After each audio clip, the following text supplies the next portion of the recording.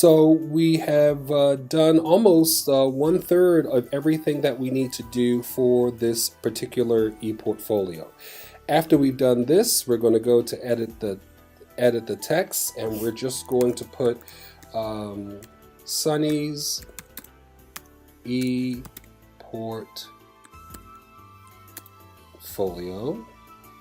and let's just move this over just a bit, and we can move this down just a bit.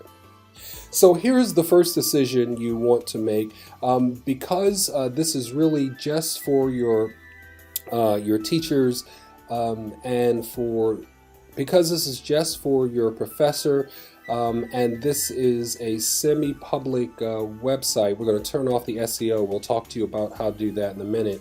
But we just recommend right now just to put your first name.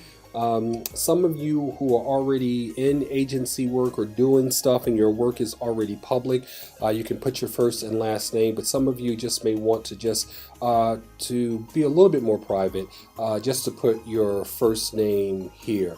And there will be another video to talk about this, but under no circumstances should any personal information appear on this ePortfolio for your class. So there is no home address, telephone number, student ID number, social security number, anything like that that is a personal identifier. You want this to be public in the sense that your instructor can see, your professor can see it, and if you need to move this ePortfolio onto an internship supervisor or part of a job application, but you don't want all of your personal information up on the site. So now we have a clean page, and we need a number of clean pages. So what we're going to do is go back to menus and pages, and you see there's a home page. So we're going to duplicate this page only because we know we won't have to go and clean up any other pages. We have the basic clean page set up, and the first thing we're going to do right here is to put my professional goals.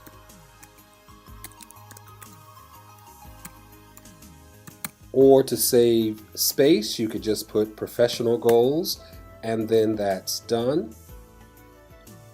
And then when you click out here, you will see that there is a page that's been created for your professional goals. We'll go back to menus and pages again. We'll do another exact duplicate of this, but this time we'll call it my SCOM classes. And you'll see that page in your ePortfolio has been created. Then we'll go here and do this again, duplicate, and we're going to call this Learning Outside the Classroom.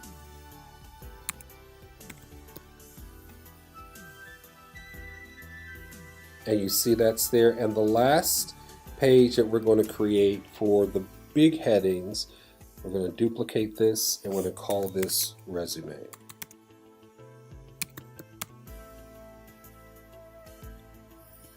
So you make sure you save your work all the time.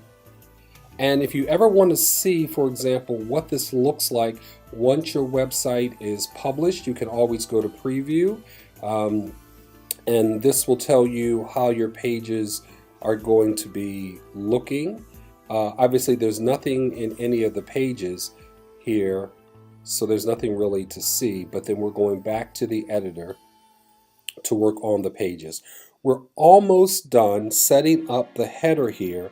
We're going to go back to pages one more time, and we're going to put in the SCOM classes. So remember here, this is the big heading that shows where someone can go to find out about what you're learning in your SCOM classes, but we don't know specifically what the classes are. So we're going to go back to this menu here, go to SCOM classes, we're going to duplicate this, and we're going to name the first class. So let's just say this is SCOM 200, And then we're going to do another one, and let's just say you're also in SCOM 498. Obviously, if you're taking 3 SCOM classes, you would list those classes here. Now, this our header here, or our menu page, is very, very long, and in fact, you see there's a more here, which doesn't allow the viewer to see your headings very easily. So what we're going to do is go back to the menu page and go to SCOM classes, and we're going to put these 2 classes as a subheading under my SCOM classes. And the way that you do that, you go and just move it in just a little bit. You will see the little line that makes it a subcategory, and now you will see that SCOM 200 is under my SCOM classes. We'll do the same thing for SCOM 498, and there you are. So we have our full menu heading here. Let's go to the preview page so we can see it better.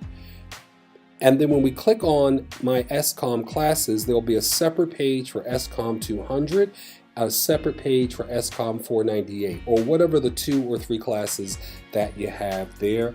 We're going to then save this. And you have now just set up the first portion of your ePortfolio page. We're going to fix some minor things here. Scroll all the way down. You're going to change this text here, obviously, to, let's see, 2018 Sunny's ePortfolio. You're going to get rid of right now the social pages, and we should have done that for all of these. Let's go back to the menus and pages here. So professional goals. Okay, let's see.